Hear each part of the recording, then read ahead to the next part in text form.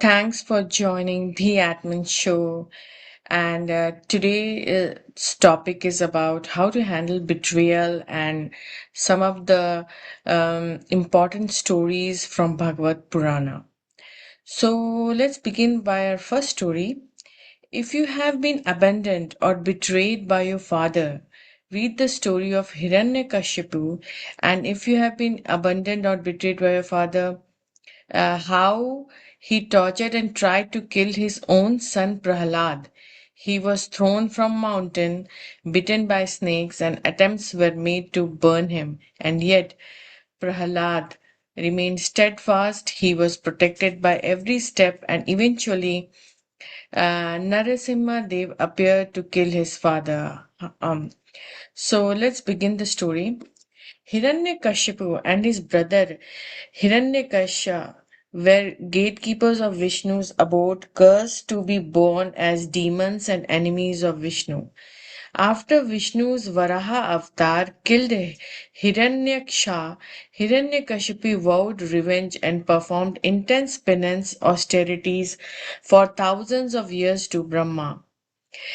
Pleased, Brahma granted Hiranyakashipu near immortality with specific conditions.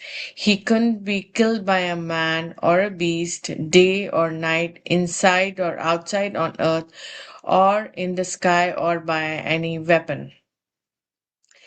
With his new power, Hiranyakashipu conquered the three worlds and forced everyone to worship him, hating Vishnu intensely. Despite his cruel environment, his son Prahalad became a staunch devotee of Vishnu, much to Hiranyakashipu's fury. Frustrated by his son's unwavering faith, Hiranyakashipu challenged Prahalad to show Vishnu's presence. When Prahalad declared Vishnu was everywhere, even in pillar, Hiranyakashipu struck it. Vishnu emerged as Narasimha man lion at twilight, neither day nor night, placed the demon in his lap, neither and nor sky, and killed him with his claw, neither weapon, man nor beast, fulfilling the boon's condition and saving his devotee. The story highlights the worldly power and arrogance are ultimately overcome by divine protection and devotion. Prahlad's unwavering devotion to Vishnu ultimately leads to divine intervention and defeat of evil. So you can see in the diagram that Vishnu is appearing from the pillar, and this is Hiranyakashipu, and that is Prahlad. Okay, moving on to our next story. If you have been betrayed and abandoned by your mother, read the story of Dhruva. And read the story of Dhruva, how his stepmother told him that he did not deserve to sit in his father's lap or ascend to the throne. And his mother felt so helpless that she asked Dhruva to take shelter of Vishnu, after which he ascend to the throne of Polestar from where all Bhuvar and Swarga are governed. So let's begin with the story. Dhruva was the son of King Uttanapada and his first wife Suniti. But the king favored his second wife Suruchi and her son Uttama. One day, young Dhruva tried to sit on his father's lap, but was cruelly pushed away by Suruchi, who told him he could only sit there if he were born from womb, prompting him to seek God's favor. Dhruva's gentle mother Suniti encouraged him to pray to Lord Vishnu, telling him that God could make the impossible possible. The divine sage Narada met Dhruva in the forest, initially dissuading the young boy from severe austerities, but recognizing his pure resolve, Narad taught him sacred mantra to meditate on Vishnu. Dhruva performed intense penance for months in the forest, enduring hardship, eating little, and focusing his mind solely on Vishnu. His deep devotion disturbed the universe balance, and Lord Vishnu appeared before the devotee child. Pleased with Dhruva's determination, Vishnu touched his head and his conch, granting with wisdom and ability to speak. The Dhruva star, Vishnu granted Dhruva a permanent seat as the pole star. The Dhruva nakshatra, which remains fixed and guides others, symbolizing unwavering devotion. Dhruva's story teaches lesson about perseverance, the power of faith, seeking divine guidance and achieving greatness through single-minded devotion, even from a young age. All right. So let's move on to our next story. And this is basically the story of Gajendra. So, if you have been betrayed by your own spouse or children, read the story of Gajendra, who was left alone to die by his wife and children when they realized that Gajendra could not win the battle with a crocodile. They were with Gajendra as long as they thought he could win.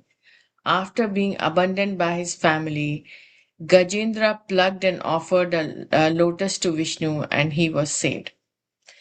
Gajendra, a devotee of Vishnu, was playing in a lake with a crocodile. Caught his leg. The fight lasted 1,000 years, during which the elephant grew weak while the crocodile gained strength.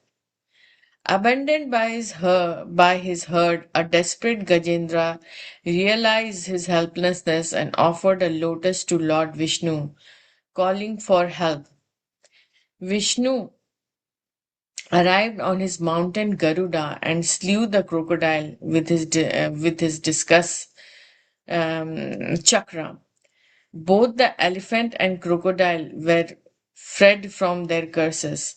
Gajendra attained Sarupa Mukti, a form similar to Vishnu, and went to Vaikuntha.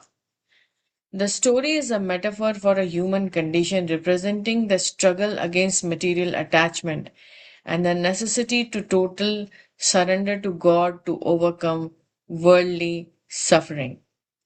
So that's the Gajendra and that's the crocodile, and that's the Vishnu that he saved when he offers lotus. Okay. Moving on to a next story. If you have been betrayed by your relatives, then read the story of Pandavas.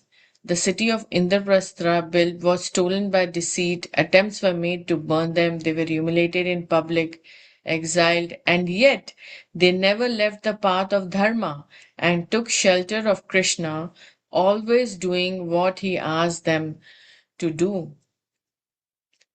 So, Indraprastha, the magnificent capital built by Pandavas in the barren Khanda Prastha, was stolen by the Kauravas through a rigged dice game initiated by Duryodhan and his uncle Shakuni.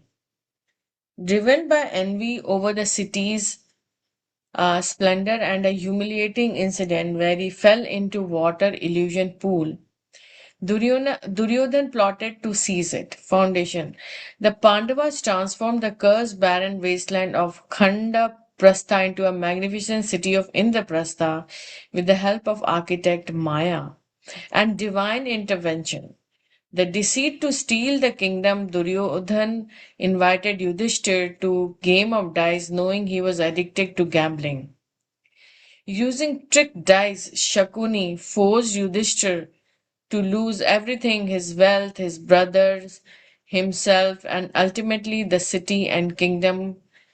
The Pandavas were forced into 13 years of exile, losing their rightful rule of Indraprastha. The incident, which included the humiliation of Draupadi in the assembly, marked the climax of the envy driven rivalry, ultimately leading to Kurukshetra war. So still, they had gone through so much of trouble, but they never left the path of dharma. And took shelter of Krishna, always doing what he asked them to do. Okay, moving on to next story. So, if you have been deceived by people appearing to be saints, how just you have to read the story of how Ravana comes in the guise of a sage to abduct Sita. Read how Putana comes as a breastfeeding mother. Vatsasura comes as a lovable calf.